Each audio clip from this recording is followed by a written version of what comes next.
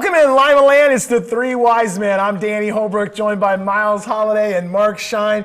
Gentlemen, this is the halfway point for high school football. It's going by so quick. It really has. It's rocketed by. Not only that, but the weather has been so warm. You don't know it's fall yet. Yeah. And so we've had some really hot nights, too. Yeah, we've had so many surprises, too. It's been a very entertaining early portion of the season. Yeah, just some great games and a lot more great games to come from. We're going to cover several of them tonight, but right now we're going to get to the Diamond Dave Bowen best thing we saw all week. We'll start with you, Miles. All right, now this might surprise you. I have more than one. Yeah, but shocker. In my defense, though, I had Wapakoneta on Friday, so I should have more than one, right? Darren Hauser, number 55, the linebacker there. Have you watched this kid play yet? Oh, Lordy, that's how you play linebacker. Talk about a guy that loves contact. Talk about a guy that runs sideline to sideline. He is fantastic to watch. And their defensive coordinator, Nick Truesdale, smart fella. What's he do? He attacks. How many defensive coordinators you watch now and they just sit back and they let the offense dictate things, right? Everything's all about the offensive tempo, the spread game. They're going to dictate how they throw the ball, how they run the ball. No, not a Wapakoneta. Nick Truesdale, he's going to come after you. He's going to attack you. He's very creative with his blitz scheme. That was a lot of fun over there. And then, of course, Caleb Moyer, right? Oh, my gosh, the smooth operator that he is. 15 of 15 passing the football, and I'm here to tell you, he never throws a football that is not catchable, and it's always in the right spot. You know how Ohio State Julian Sain throws a ball that's really pretty? Caleb Moyer, same way. But the last one, Caden Page at Wapak. Here's a guy that's going to go play Division I football at Ohio University, and he's going to be a big-time player, right? And so you think sometimes those guys are going to play Division I football. They're just worried about getting their catches, right? And how many stats am I going to get? This guy blocks on the perimeter. This guy is a physical football player. He is a team-first guy. They got something really special at Wapakoneta. Mark, let's go to you. What did you see this weekend that you liked? I went with New Bremen and Versailles because here's the game. First of all, two undefeated teams playing. Versailles is up 25-20. There's 63 seconds left to go in the game, and Gavin Dickey takes them on a 67-yard drive, talking about New Bremen now.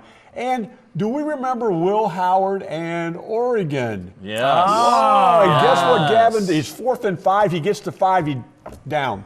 1 second to go. Yeah. So it's a 17-yard touchdown pass to Trevor Topp in the end zone. They defeat Versailles 26-25 to stay undefeated and play Marion Local this week. My guy this week is Gavin Dickey from New Bremen.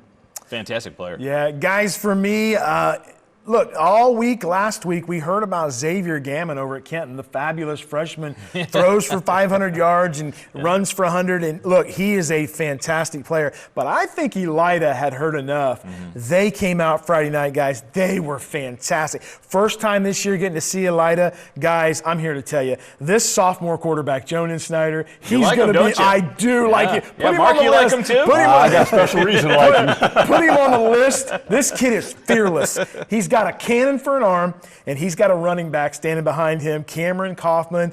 I'm telling you, this guy is hammer and nails. He's a physical runner. He gets after it, and on the defensive end, Tommy Edscorn and Parker Krim were so good. Wait, Parker Krim was good? He was good. He was good. They were a big problem for Xavier Gammon. And, guys, Xavier Gammon is going to be a fantastic quarterback. This is his second start ever. He struggled. He had a few interceptions. But I give all the credit to that Elida defense and that Elida offense. They kept the Kenton offense off the field. Guys, they could be 4-0, and I promise you this, that Elida Bulldog team is going to be a factor in the Western Buckeye League. You remember when, like, Shaq would play and they would let the defense foul him because he was so big and strong? They let people hold Parker Krim. They do. They do, yeah. If they throw, you can throw a lot of flags. They double him every play, and then somebody grabs a hold of him. He doesn't have the numbers that you think he probably should have if they would just let him play. Hey, special shout out too to defensive coordinator over there, Ryan Rendell, former head football coach over at Bath. He took over the defense over there, doing a great job with them. It was senior night, guys, and they brought all the parents out on the field, and Parker Krim was the biggest human out there. All the dads and all the moms. The guy is massive. I got to share this story with you. We were walking out of the booth after the game, and there was an older couple, and they were getting their stuff up, and they were picking some things up, and the guy says, "Hey, you guys at WSN, you do a great job." And I said, "Well, thank you, sir." And his wife was getting ready to walk down the stairs, and I grabbed her hand. I said, "Can I help you?" And she said, "You're as nice here as you are on TV." I don't know. I don't think I'm nice, Miles. Maybe she thought I was you. No, I work with you a lot. Yeah. I don't think you're nice either. Yeah. It's nice that she didn't say the 20 pounds that a camera adds to us. Right. I appreciate that. Thanks, ma'am. Enough of you, Miles. It's interview time here on the Three Wise Men, and a couple of great ones today. JJ Spyker, Kobe Bentz from the Shawnee Indians. Guys, thanks for coming on the show. Thanks for having us. Of course. Absolutely. Hey, what a great win you guys had this weekend over the Bath Wildcats. Talk a little bit about the offensive performance, and then we'll talk about the defense. I think the offense played very well. I don't think we punted one time, and just keeping us on the field and keeping the defense off, it just really helps us get the win. Kobe, when you guys were in that game and JJ was racking up the yards and you guys were running the football, as an offensive lineman, that's got to feel real good that they know what's coming and they can't stop it. Yeah, it does. It's fun to watch. It's fun to see every week we get better and block better, so that way JJ can make the plays that we see he can make. JJ, we gave you the Dynamite moniker a couple weeks ago, right? JJ, Dynamite Spyker. You are absolutely dynamite on Friday night. There's a moment each game where you can kind of see it in when you're watching it. You're like, you know what? I need to make a play right here. What is that like when you're in the middle of a football game and you know there's that moment and you need to make a play? Walk us through that. What's that like? If the team needs me, I'm just going to be there, Like, I'm just going to make the play, I feel like. Coach talked about that on the radio today. He said sometimes he has to talk to you about being careful so you don't get hit so much because you're so hell bent on making big plays. Yeah, he talks to me a lot about that. He just wants me to get out of bounds. He doesn't want me to take the hit, but I don't know. I just try to get every extra yard. Kobe, in the third quarter the other night, you had a 13-play drive, and then you started a 14-play drive, 12-play drive like that. That's got to be great fun for an offensive lineman. The defense is getting tired, and you're out there pushing on them. Run block better than pass block, or pass block better than run block? Which do you prefer to do? I prefer run block because I just like to dominate the person across from me. It's the most fun. Guys, when Coach Wireman came into this program, and it was a year and a half ago, and he got the job, and he told you all the things that could happen with the hard work and the dedication, do you feel like you're seeing it now? We talked to him a little bit about it today, and he feels like this was definitely a statement win over a really good Bath program. Do you see the changes from all the hard work? Yeah, we've been lifting in the winter. Like, we've been lifting all year now, and I just think we're overpowering teams now, like later in the game. Is there a moment where you guys kind of look at each other and say, we got him right now, right? I know on the offensive line, because I played there, and you could see the defensive line, they don't want to make eye contact, right? They barely getting in their stance, and you're getting that push. Is there a moment that you all kind of look at each other and say, if we go down and score right here, we're going to win this football game? Our coach preaches that we need to get a score before half, and then once we get the ball, we need another score, and that's where you really put teams in the dirt. You do. Well, when it was 24-21 the other night and you got the football back, you did not give it back to the Bath Wildcats to get until you put 7 on the board. That was a really impressive drive to answer what they had done at that point in the game. I really think that Bath's offense, we all know how great their offense can be. So what we wanted to do was not give their offense the ball. So we decided that. It's awesome. If you don't have it, you can't score it. Well, then you pounded it down the field and stuck 7 more in the end zone and won the football game. Yeah. Great statement for your team. How much motivation last week? Because everybody talked about Bath, and rightfully so, right? You said they put up a lot of points. It's a really good football team. But you didn't hear much about Shawnee, did you? You heard all about Bath and what Bath was going to do. How much motivation did that give you guys? I think that game was just a statement game to show that we're a good team and that we have a chance to compete for the WBL. Let's talk about this, guys. The defensive effort was outstanding. I know you guys are offensive guys, but my goodness, you held them under 150 yards less than what they averaged. Did you guys talk about that all week? I know I talked to your coach earlier today on the radio, and I asked him, did you guys worry more about Zach Welsh's arm, or did you worry more about Mikey Hale's running? And he said, we just focused on, as a unit, stopping them from moving the ball. What a great job you guys did. Yeah, they did really good. I think our 4 DBs are one of the best in the WBL, and we put down their passing game. We have good interior guys, so. Kobe, do you ever get excited? You're pretty calm right now. You ever get fired up? Does he ever trash talk, JJ? You ever hear him out there? No. All the time. Oh. All right, I want to hear. Great. I want to hear. What was you saying to him the other night? I want to know. Well, I don't. It's great so far.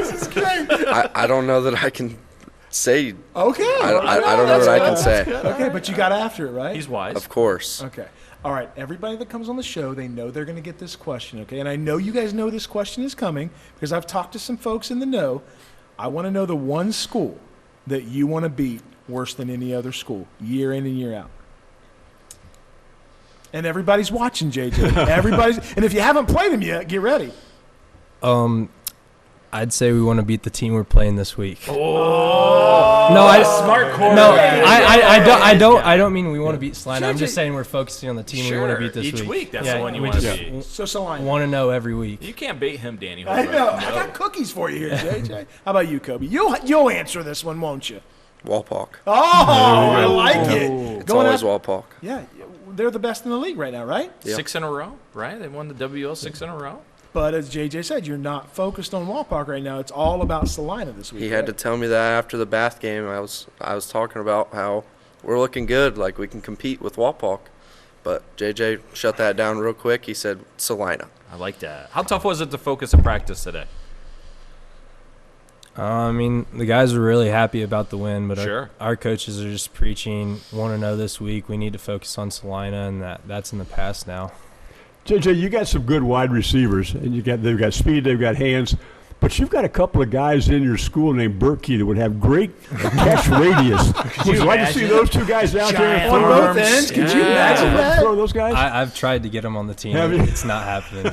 Can you imagine Buckets Berkey out there just grabbing it? Now, let me ask you this, JJ. You've tried to get them on the team. Have they tried to get you to play basketball? I am playing basketball this year. Nice. I've played before, but I hurt my arm last year, and I just didn't join the team last year. Danny, I mean, come on, you don't insult Kobe. Have they asked you to play too, I'm Kobe? coming right back I've to played Kobe. every year basketball, but I Okay. think this year I don't know if I'm going to play basketball this year. Well, Miles gives him the nickname JJ Dynamite Spyker. How about Kobe Mercedes-Benz? It's a good one. You like that? I like it. I can see you're excited about that, Kobe. Because all linemen want to be known as a Mercedes, right? He's driving the line, right? Okay. Yeah. I got you. What's your favorite run play? Like when coach, you need a big yards, right? It's 4th and 1 or whatever, and you're like, Coach, because all linemen say, Coach, run it behind me, but what is the run play that you want him to call? So I actually have two. It's either stretch to my side where I get to get outside and pull and hit one of those small corners. That's always fun. And then we have a play that's tackle trap where I just get to trap the Traps defensive are the end. best, aren't they? Yes. Oh, my God. JJ, when you get the football in your hands, are you reading, or has that been predetermined how you're going to hand off or keep? How's that work for you? Are you talking about like read option? Or Yeah. is it- Are you reading that? Yeah, I'm reading the ends most of the time. And so what do you look for as you read that?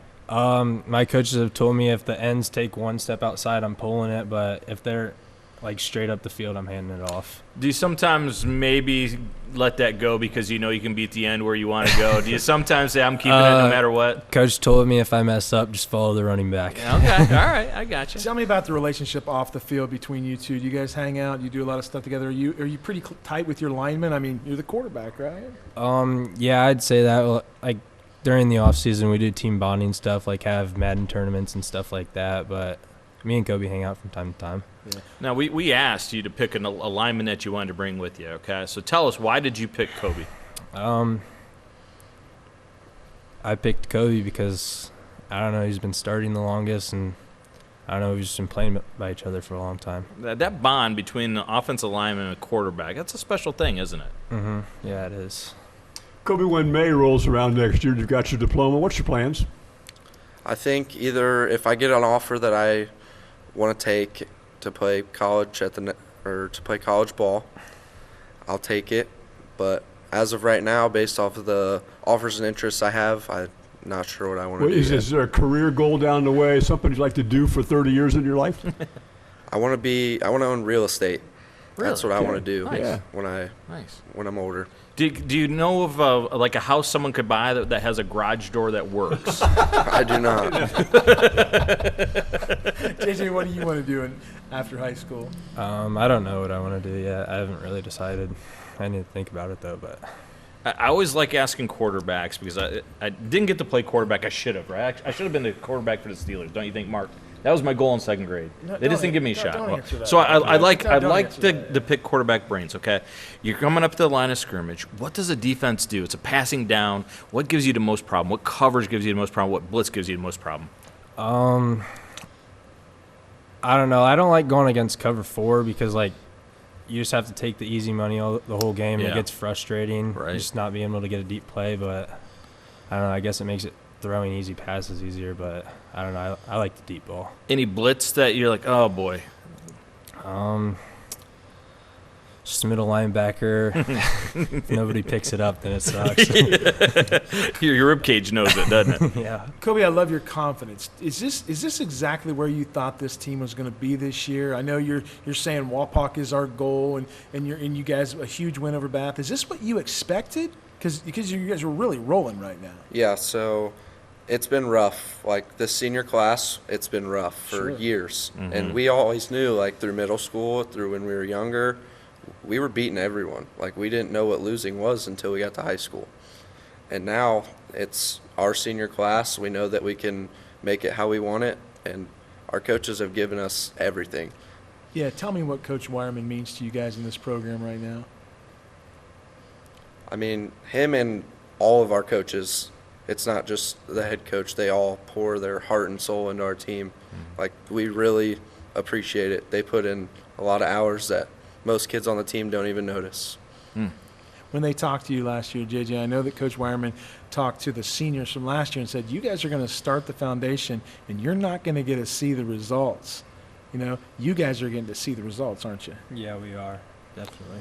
Well, everybody knows if you're going to win a championship, it takes an entire team, right? We're almost halfway through the season. Give me a name of a guy that you think in the second part of the season that we might not know could step forward and be a big factor for you guys. Chase Howard. Okay, why? He had an injury. He didn't play. I think it was Elida. He didn't play. He stepped up, had a couple big returns against Bath on Friday night. Nice. And he's going to work his way back into starting on the offense and the defense, and he's going to make a big difference.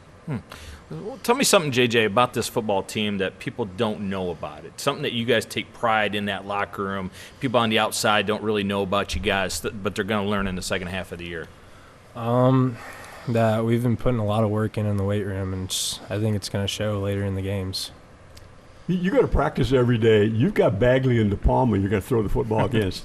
That's got to make you better, right? Yeah, it definitely does. Going with the second team guys too, but when I get a play on them, I let them know. If you guys could play LCC again, could you beat them?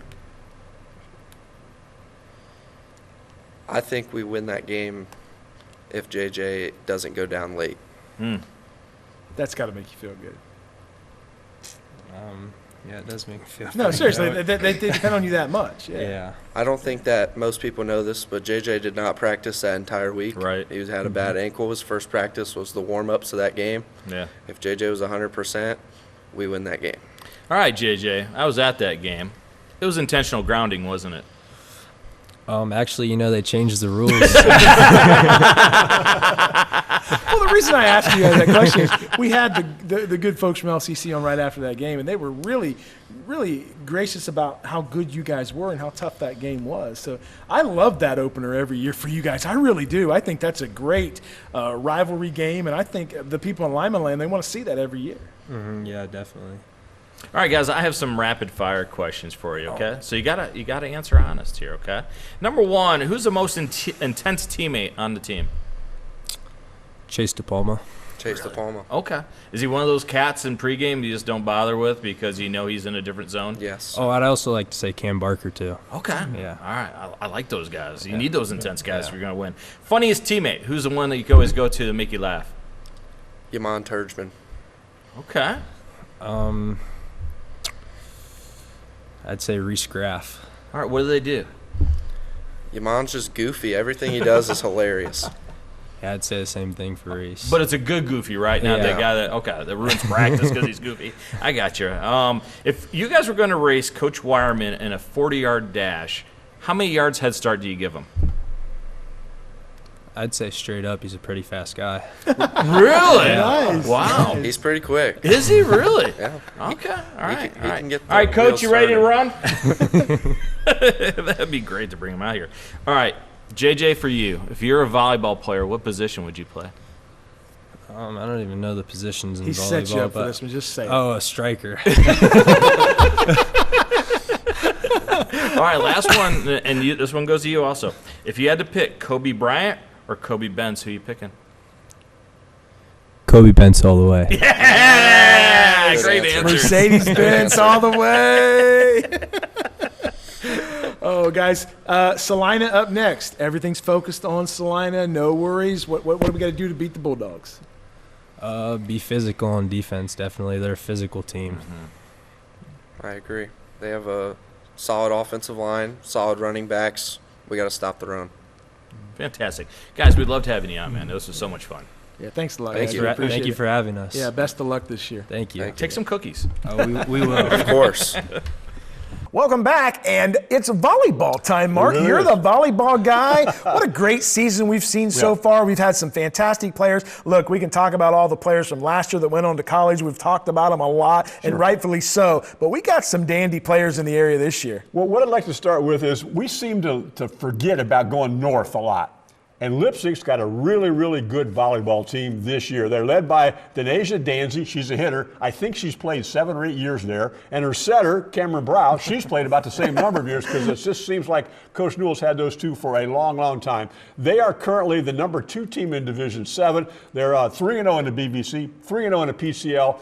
They got to play some really tough teams yet. Obviously, Liberty Benton yet, Miller City yet, Ottoville yet. But they are on a roll right now at Lipsick, and they're playing really, really good volleyball right now. That's a Liberty Benton program. Boy, the tradition they have is unbelievable, isn't it? They are, and they will challenge, and there'll be probably somebody else will challenge them too. And I think Ottoville and I think Miller City will have good volleyball teams as well. So that's a challenge right there.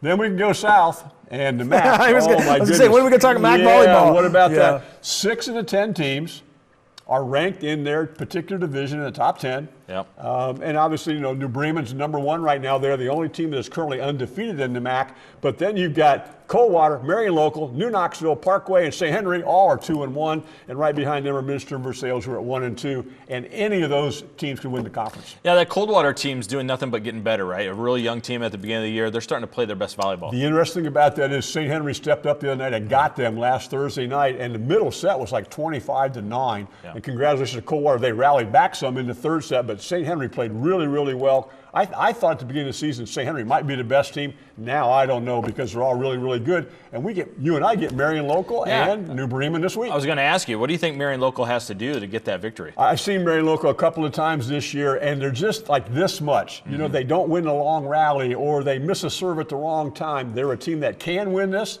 They have to play really, really well, of course, against this good New Bremen team. But it's going to be one of those things, who makes the most mistakes in that match? Mark, when you look at volleyball teams in our area, we talk about the same ones every year because they're so good. Is it the same principles with volleyball that we see with the football programs? If everybody buys in, if the community's dedicated, if the administration, is it the same buy-in with volleyball? Yeah, I think there's some truth to that. And first of all, in that part of the state, you go down to Shelby County Athletic League and Marion Local and those people down there in the MAC, it's a 12-month sport for those people. Club volleyball is a huge thing, and they just get better and better and better and better. The coaching's really good. The fan bases are outstanding. You go to a Thursday night MAC game, and it's like a sellout game for many, many nights. So there's a huge crowd support there, and the volleyball is really very good, of course, as well. MAC volleyball, too. I always love going to watch it because you see unbelievable action. The power is unbelievable. Yeah. But the fans, the little girls that are wanting to be volleyball players, dressing up, being ready to go, and high-fiving and cheering along the sides, I think that's a big reason why, Dan, you see that success because they're little, and they're like, I want to be that big girl on the floor. New Bremen's got 2 JV teams. Yeah. There are so many girls want to play volleyball, and obviously JV is a chance to develop for a future program into the future, and they got 2 JV teams. So, Mark, let's look at the Northwest Conference. The Northwest Conference right now is Bluffton and Lincoln View.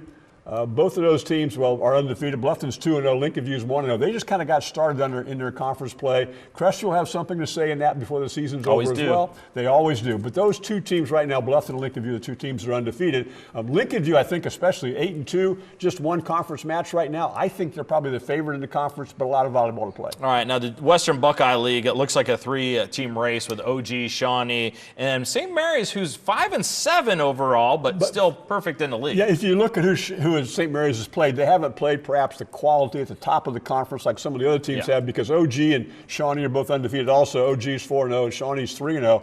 I saw Shawnee play Salina last Thursday night. Salina won the first set, played really, really well, and it was kind of like Shawnee went, okay, enough of that, and they turned it on. Sienna Fry at OG was the player of the year in the conference last year. She's back. Carly Hutchins at Shawnee, she's going to challenge for that this year. She will. Shawnee has another really good hitter with Brianna Upshaw in the front row. She's really good. Their setter's really good. So Shawnee, I think, and OG, and we have them on our station coming up. They play on October 7th. We'll air that match on October 8th at 7 p.m. So we got a chance to see what might be the Western Buckeye Championship. Now, Carly Hutchins, one of the best all-around players in the area. Who are some of the other ones that you've had the privilege to see on the floor? Well, like I say, Sienna Fry at OG, she's another level player because she's left-handed and she hits from opposite. Her power is from the opposite side where you typically expect. Now, a lot of good teams, hit both well from both sides and in the middle as well, but her power from the right side of the floor is really outstanding. I like Sienna Fry. I think she's really good. And then you just go down across the MAC and just start naming them because they're all new players. Etzler graduated. The girls at Steininger graduated. The girls at Stanford graduated.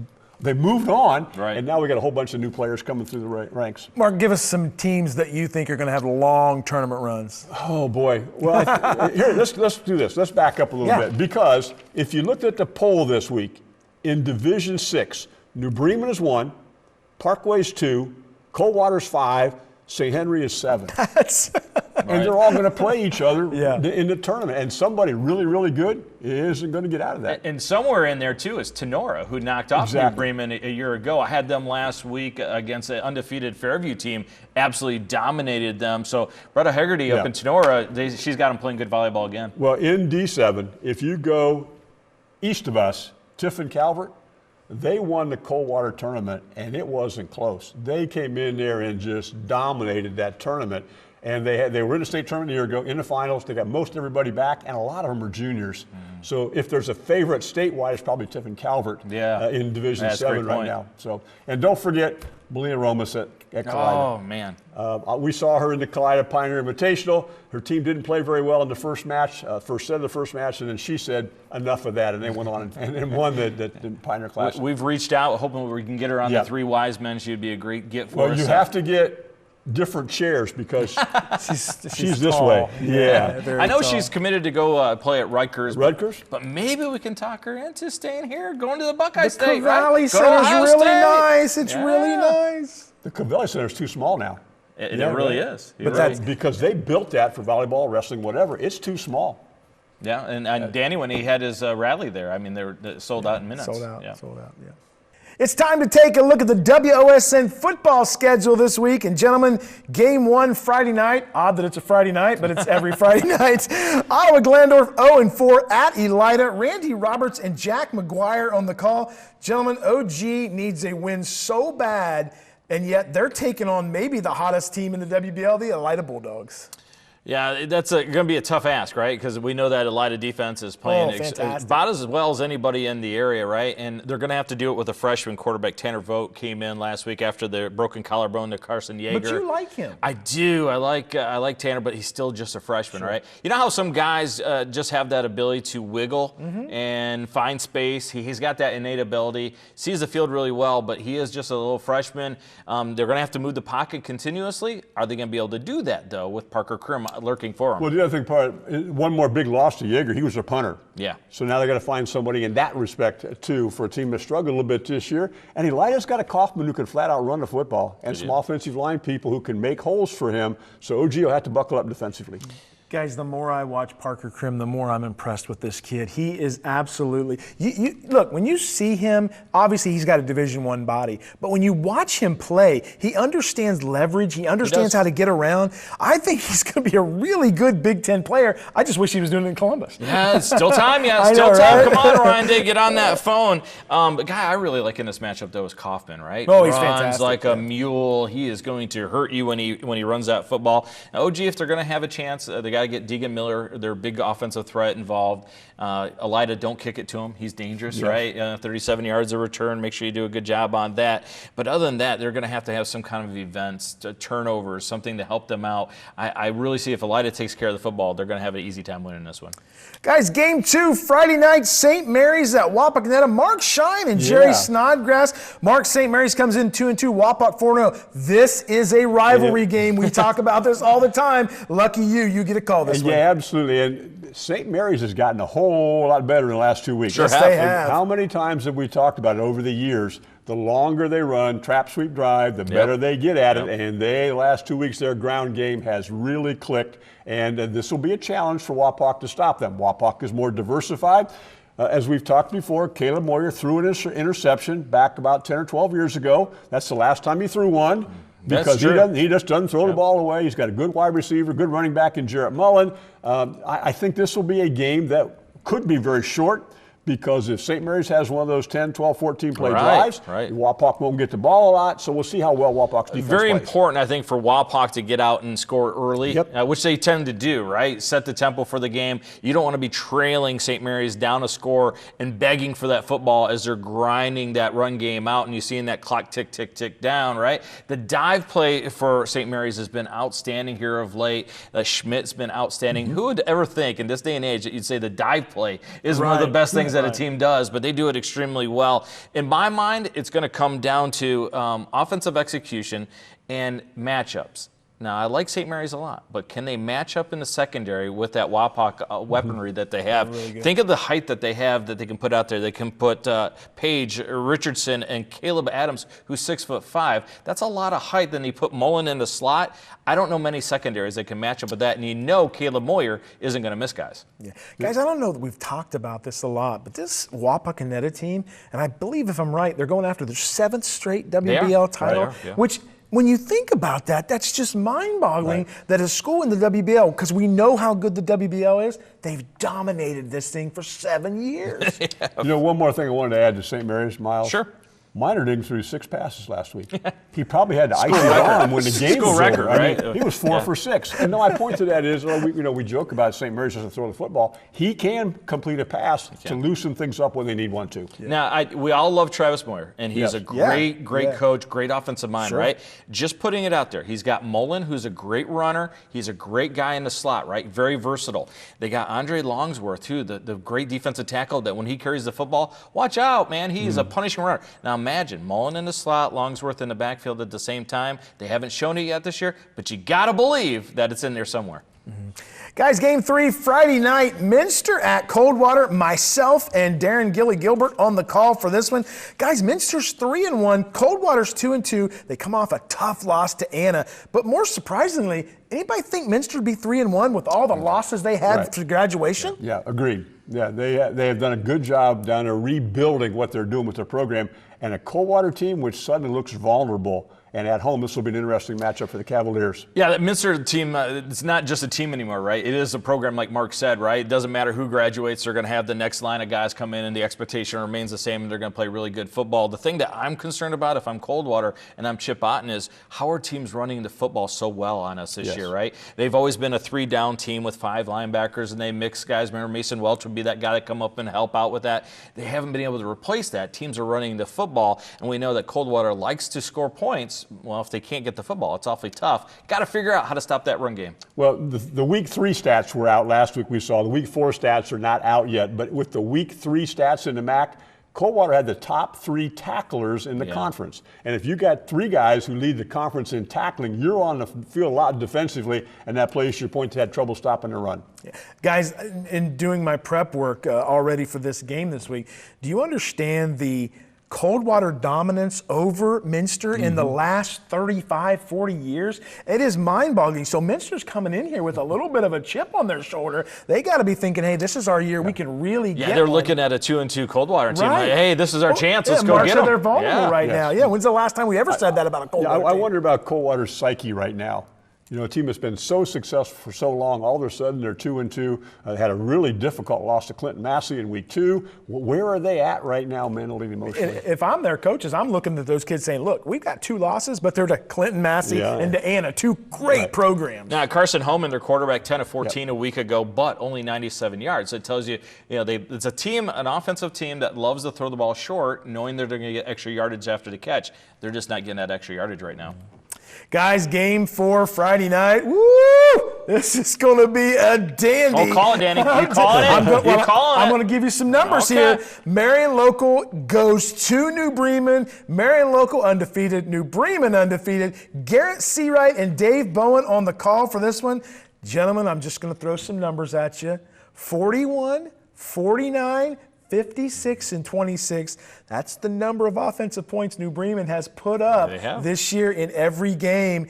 And gentlemen, we saw Marion Local. Maybe they're a little vulnerable. St. Henry took them to the brink of extinction. Is this the year? Is this the week? New Bremen snaps it. Predict it, Danny. Do it right here. I can't predict it because the good folks at Marion Local, they love me, and the good folks at New Bremen love me. I'm just jealous that I'm not on the call for this one, right? So you're not going to say it? One of the teams in the MAC will win this one. There you go. Hey, I get you, though. Gavin Dickey, boy, what an electric player he is, right? And there's been times, Marion Local hasn't lost in, I don't know, forever, since Reagan was in the office or something like that. There's been times, though, when they have struggled with teams. It's when they have that quarterback that does extra things and is really good, i.e. Brogan Steffi at times made them a little bit uncomfortable. Can Gavin Dickey make enough plays to win this game against Marion Local? Because you have to go beat Marion Local, right? Marion Local never beats themselves. They never turn the ball over. They're never not physical. They never do stupid things. So you have to go beat them. Can Gavin Dickey and his guys make enough plays? Who leads the MAC in passing yardage and touchdowns? Hess at Marion Local? Yeah, he's pretty good. And then they rotate Meyer in along with a bunch of other running backs, so nobody ever has any great individual statistics because they have 5 or 6 guys carry the football and they all get 40, 60 yards. I think Marion Local's defense is good this year. Maybe not as good as it was a year ago, but between that was legendary, though. Oh, that was outstanding. Yeah, that would be a good point. But they only give up 4.7 points per game, and New Bremen's about the same defensively. So it looks like a very even match on paper. I learned a long time ago you don't bet against the blue and gold, but this could be the Bremen's year. That's where I was going to go. Let me ask you guys this. If Marion Local would win this game 55-14, would you be surprised? No. If New Bremen upsets them, would you be surprised? No. If they do upset them, though, it'll be one of those miracle plays at the end, though. It won't be New Bremen blowing out Marion Local. Oh, no. Marion Local has the ability to blow out New Bremen, but New Bremen has a chance maybe to get a win. I think that game last week, and I highlighted Gavin Dickey in our earlier segment today, I think that last week gave New Bremen so much confidence. Oh, absolutely. We can do something, and we can do something special when we need to do it. Yeah, that's just amazing football. Can't wait for that game. Game 5, Bluffton at Spencerville. Miles Holliday on the call, and I say on the call in the play-by-play chair with Josiah Stober doing color. Guys, I said this a couple weeks ago. Look, I love LCC. I like what they're doing. Crestview's great. Grove a little down this year. I think Bluffton's the team to beat in the Northwest Conference. Well, they have arguably the player of the year in the conference right now, right? Tate Gieskegi, 19 touchdowns, only 1 interception. Completes 75% of his passes. That's pretty good. Yeah, I mean, that's absolutely amazing. And then you see Caleb Moyer, who's, I don't know what, 90% of his passes has never thrown a touch, or has never thrown an interception in his life. But here's the thing that is so impressive about this Bluffton football team, all right? 73% of the third downs last week were converted because your quarterback is smart, right? He's making the right reads. They're a throw-first team this year. But on the season, 53% on third down. That tells you all you need to know about the maturation of Tate Gieskegi. And he can run the football. He can. If you need to get a yard, he can scramble, he can get wide, get outside the tackle, and make a play on the outside too. So that's true. And I think Bluffton's defense is underrated. They're good. Yeah, they give up more points than they typically have, but they can be good. However, though, if Spencerville is going to stay in it, I mean, they're a run-first team. They're going to have to plot and then really, help that clock out. But boy, they give up a lot of points over at Spencerville, don't they? Are we on a collision course, Bluffton LCC? Do you guys see that? Because that's how I feel in the Northwest Conference. Don't forget about Columbus Grove. I'm not forgetting. I know. I think Columbus Grove. 0-3 start, but boy, they looked impressive last week. Yeah. This is still They'll their play a conference. factor, This is right? still their conference. Yeah. The other thing is, Crestview's got a guy who can flat out carry the football in Leaf. Oh, yeah. And they block What's for his him name? well. What's his name? The Leaf blower, because he clears the path. Yeah. Mark doesn't laugh at any of our jokes. He just thinks we're, just go ahead, Mark. I think the leaf blower is his offensive line. It's a big They group. move the leaves okay. out of the way so he can run the football. But you're going to have to find a way to stop the running game. If you do, because they are somewhat one-dimensional, if you can stop Crestview on the ground, but if you can't, they're going to run you over. In a big way. And our final game, Game 6, is Saturday at 1:30. Fort Recovery at Delphos St. John's. Patrick Kamler and Kelsey Beimer on the call. Fort Recovery comes into this game 2-2. Delphos St. John's 0-4. Guys, Delphos St. John's needs something good to happen. They've had injuries. They've had all kinds of things that have occurred in the program. And Wes Wenning has done a really, really good job at Fort Recovery, getting a couple wins already and getting them 2-2 in the conference, or 2-2 overall. A good opportunity, I think, for two teams that really need a win to play. It is a big roster at Fort Recovery and a big line of scrimmage for them as well. This DSJ defense, though, giving up 45 points a game, 56, 28, 35, 61, and they're only scoring about 10 points a game. That's a tough ask, right? At some point in time, though, that senior class, which is a talented senior group for DSJ, guys like Riley Mueller and Austin Arnold, they're going to have to say, guys, enough is enough. We got in a run last year, we got in the playoffs, got a magical run. We need to start establishing that identity so we can get another run established. I don't think that the opponents of Delphos St. John's have lost yet. No.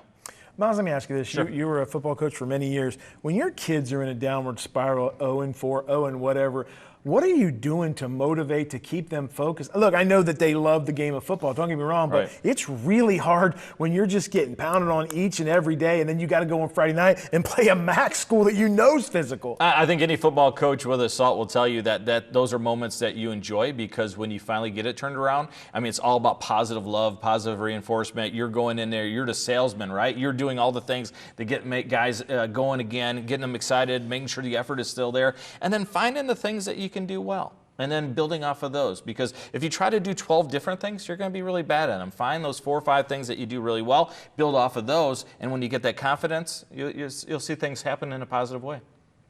It's time to go into the Buckeye Corner, guys. Hey, big news out of Columbus, the helmet stripe game. What did you guys think of it? I think a lot of people didn't get the memo. I know, right? That was a tough ask, it really was. Because how yeah. many Buckeye fans on the sides, they wanted them all gray. We all got black and red, right? Not a lot of gray there. And honestly, it was just one of those weird things. Yeah. I saw the drones the other night, Mark. They were putting the Buckeye helmets up there. That's kind of cool, but are we doing too much at football games? Because I see that look on your face. I know. I'm a traditionalist. Yeah. Okay, I don't like all the changes we want to make so we can sell more jerseys. I thought that the Green Bay Packers uniform the other night with their white funny helmets. Yeah. Oh, come on. I like the green and gold. You got something classic.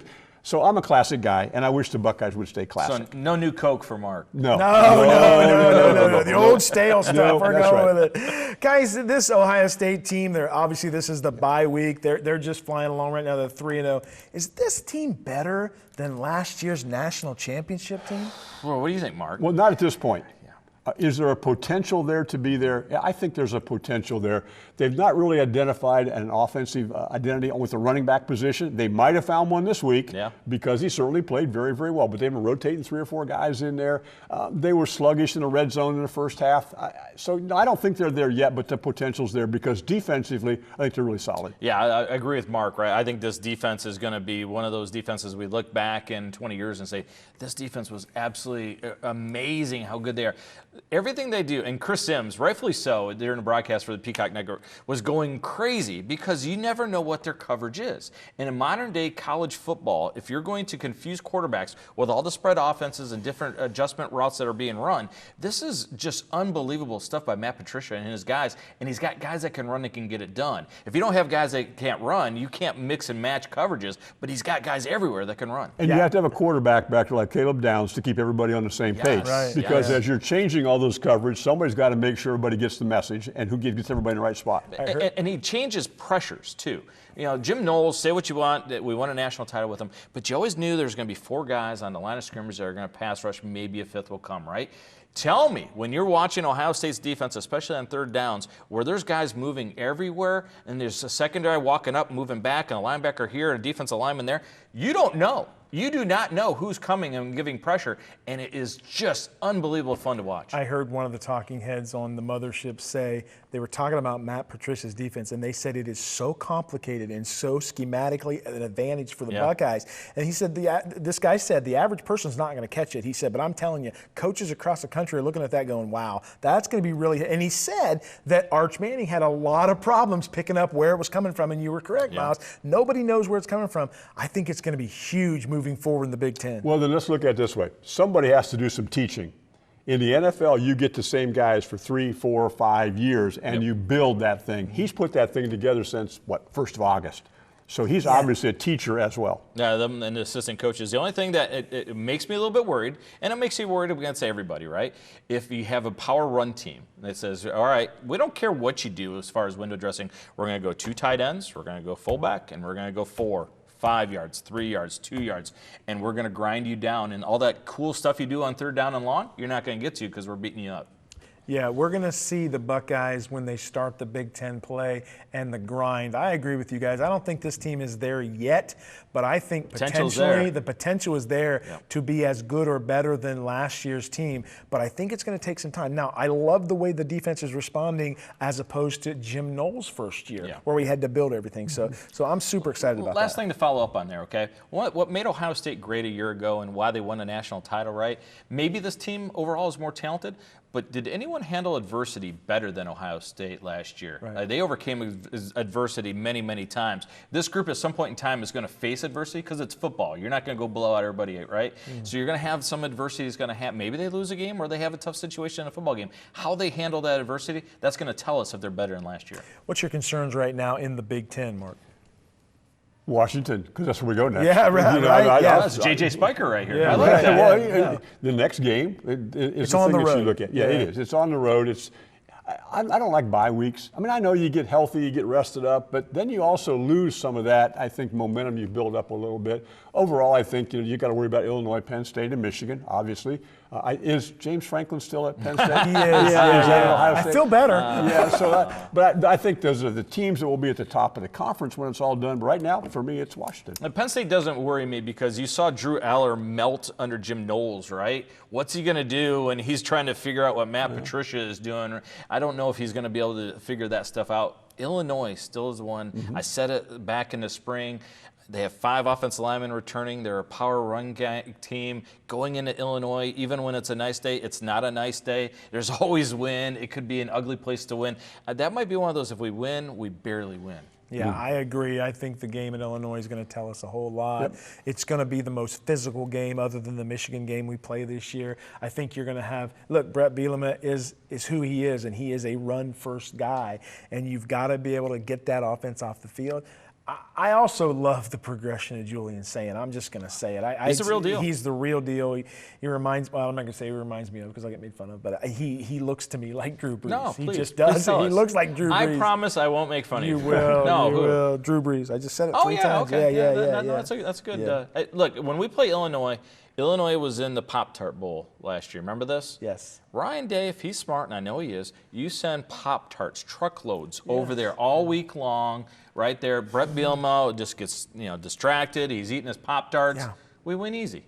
I don't disagree with that. That's weird, but yeah. All right, guys, who was your Buckeye player of the game? Miles? I'll go first. Yeah, I love the fact you guys like each other. I will go with the guy that several years ago, our good friend Danny Holbrook, who we all know is a tremendous judge of talent, and he covered this young man in a game, and he came back and he said, Miles, I don't see it. I don't know why we offered this kid. I don't know why. No, Ohio I State. never said that. No, I don't. Gilly said it. I didn't say it. It was a snowstorm, Miles. I couldn't see anybody out there. You couldn't make out who was doing anything. Arvell Reese. Yeah. Oh, what? I had him in Tiffin that night, Mark. You couldn't tell who was who. What a stud. See, he's so good, Mark even had him, right? Yep. Look, when he is in that spy position for the Buckeyes, that Navarro, you heard what a great runner he is? Let me show you Arvell Reese. He is a scary dude, 6'4" that can run, and he's just lurking, staring at that quarterback. Tell me, if you ever see him miss a tackle. I heard he's going to be. He's going to be kicking soon. 2 tackles, 5 assists, 1 sack, 1 TFL, and 2 pass breakups. Yeah. Yeah. And one quarterback who is terrified. Well. Yeah. Okay, so I was going to go that way, but since you did, I'm going to Great go with minds think Plan alike, my B, friend. and I'm going to go with Jeremiah Smith because it's just easy to say Jeremiah Smith, right, Danny? Yes, It is. It's just easy. 9 catches, 153, a touchdown. He also ran 17 for a touchdown.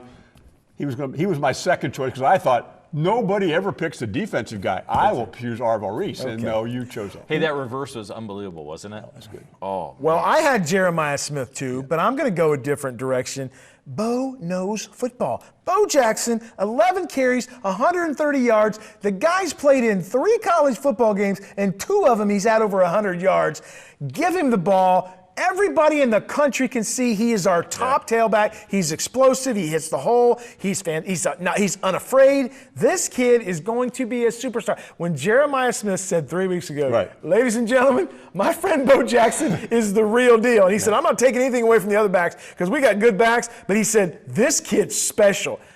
Look, special knows special. Okay. Like these guys are both going to play in the NFL. absolutely dynamic with the ball in his hands. This burst reminds me of another 25, Johnny Woolridge. Remember Johnny? Yeah, he was sure did. fantastic. Sure did. A great runner, but can he do those other things, though? If you're going to be on the field full time, is he a capable pass protector, right? That's going to determine how many snaps he gets. I don't think he's going to be the every down back. I think he's going to get 12 to 15 carries every game, but I think you're going to need all 3 backs because they're going to be specialized. Yeah. I think Peoples does a great job on protection, and he's going to stay on the field because of that. He's going to get maybe 8 carries a game, and then C.J. Donaldson, who's going to be your power run guy. Yeah, I don't have an issue who starts. Nope. Because I'll tell you what, those 3 backs are as talented as we've had in a long time. I really, really like them a lot. And so I'm good with whoever starts, but I would like to see, like you said, Bo Jackson give me 12, 15, 18 carries a game. That run to start the second half when he attacked A-gap and then got himself squeezed sideways, then straightened out, and then outrun everybody, used the stiff arm, that was magnificent. See, when you asked earlier about where we're at as a team, I don't see a Travion Henderson. I don't see a Keyshawn Junkins. I want to see those guys step up and become those players. Great job. Guys, we talk about college. Let's talk about high school and our sensational Stolly Player of the Week and our Power 5. You like that popping. A lot of peas there, buddy. A lot of peas. peas. My sensational Stolly player of the game, I talked to him afterwards, big Wapakoneta win. He had 4 touchdowns just in the first half. I don't even think he played in the second half, but Jarrett Mullen over at Wapakoneta was just absolutely sensational. Great back. He is. He owned the middle of the field in the passing game. He ran a slant and go right up the seam, and Moyer hit him, and he just ran through the middle of that OG defense. Absolutely electric with the ball in his hands. You can't get him to the ground because he's so quick. He is a player that I don't know how any team in the WBL matches up with him when he's going out on a route. Unbelievable player. Mike? Well, Mark? Close enough. I chose J.J. Spyker.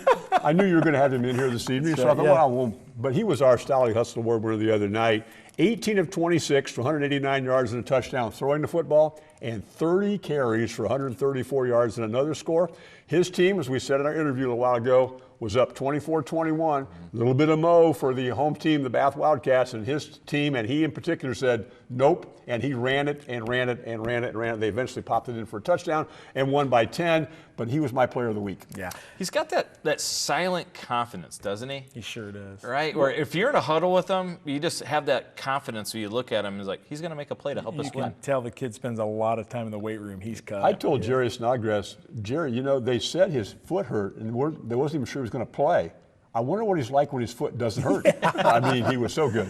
Well, guys, we prep all by ourselves, and I don't know what you're going to put, but that's funny, Mark, that I had J.J. Spyker as my play. When I saw 31 rushes for 141 yards, that's just so unusual for a quarterback. They needed him to have that to beat Bath. They and don't without it, right? Right, Oh, yeah. and he delivered, and when we talked to him tonight here on the show, he looked kind of tired. Like he needs this week, you know, but I can tell he's a gamer and he's ready to go. But 31 times for 141 yards and 15 to 23 for 170 yards. Oh, those are just amazing stats in a game like that against a really good Bath defense. Can we give an honorable mention to our dude that carried it 46 times? Yeah. Over at Perry? Oh, Taviano, yes. 46 times! Yes, against USV. I'm thinking the USV defense was worn out with that kid. I can't imagine that because typically it's the other way around. USV just pounds them on the ground, and this time Perry turned around and did it to USV. Yep. All right, Miles, it's time to make every school in the district mad.